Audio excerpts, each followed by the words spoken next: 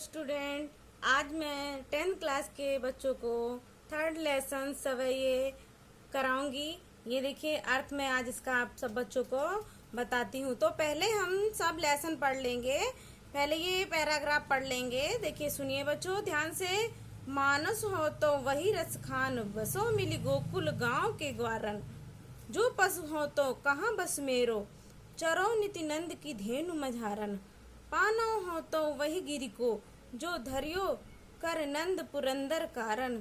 जो खग हो तो बसेरो करो मिल, कालंदी कुल कदम्ब की डारन।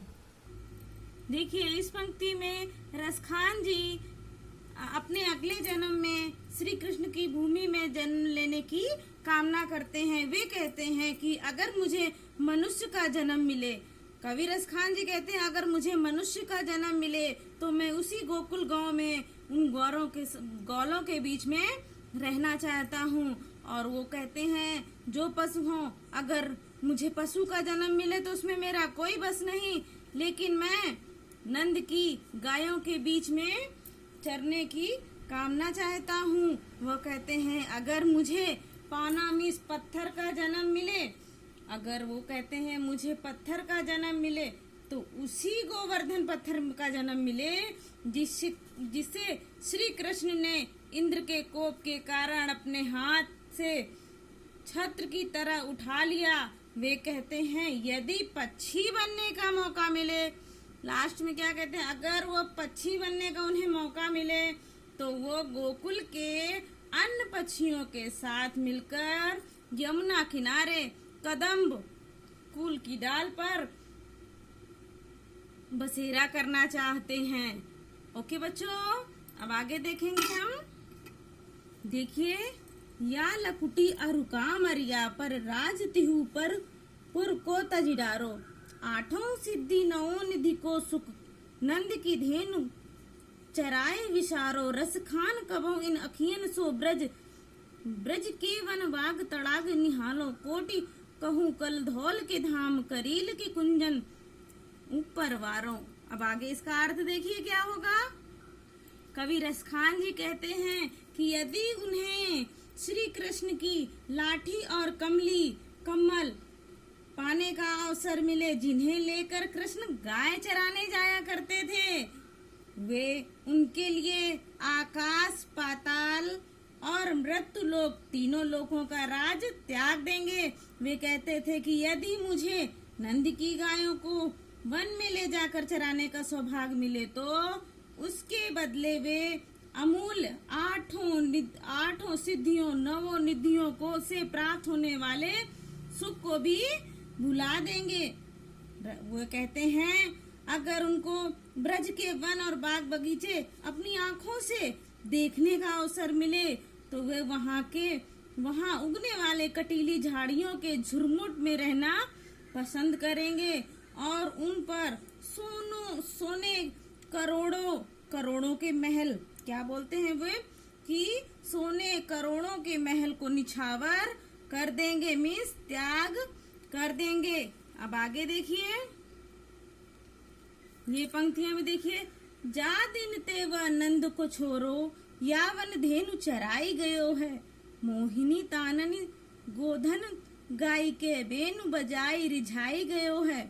ताही घरी कहूँ टोना सा सो कै, रस खान ये से समाई गयो है। कहूँ न काहू की कानी करे, सिगरो ब्रज वीर बिकाई गयो है। अब इसका अर्थ देखिए।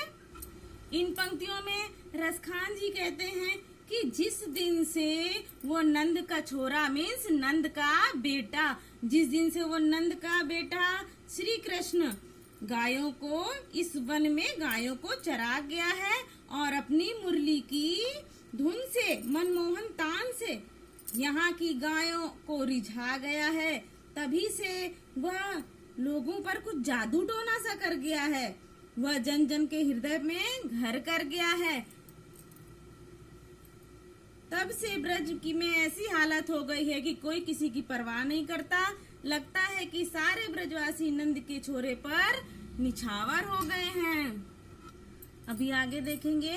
मोर पखा सिर ऊपर राखियो, कुंज की माल गरे पहिरोंगी, ओढ़ी पीताम्बर ले लकुटी वन गोधन, ग्वारिन संग फिरोंगी, भावत वो ही मेरो रसिखान सो, तेरे कहे सब स्वांग भरोंगी, मैं पै मुरली मुरली धर की, अधरा न धरी अधरा न धरूंगी। अब इसका अर्थ देखिए।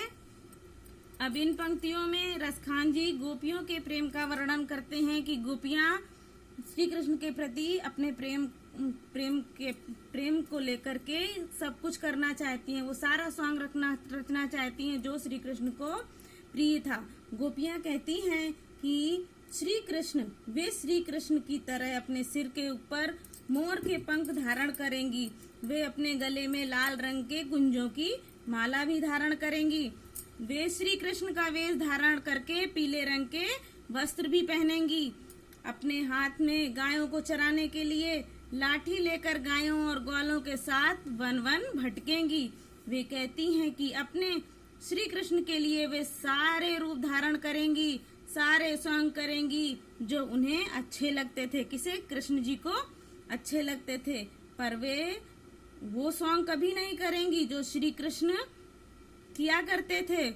वह ये है कि वह श्री कृष्ण की मुरली कभी नहीं बजाएंगी। वे कहती हैं कि जिस मुरली को श्री कृष्ण ने अपने होठों पर रखकर बजाया है, वह उस मुरली पर अपने होठों को कदापि नहीं रखेंगी, क्योंकि वह मुरली झूठी हो जाएगी और वो अपने आराध्य के साथ ऐसा व्यवहार कभी नहीं करेंगी। ये हमारा खत्म हो गया काव्य पंक्ति, इसका अर्थ खत्म हो गया। ये आपको अर्थ करना है। ओके बच्चों, बाय बाय।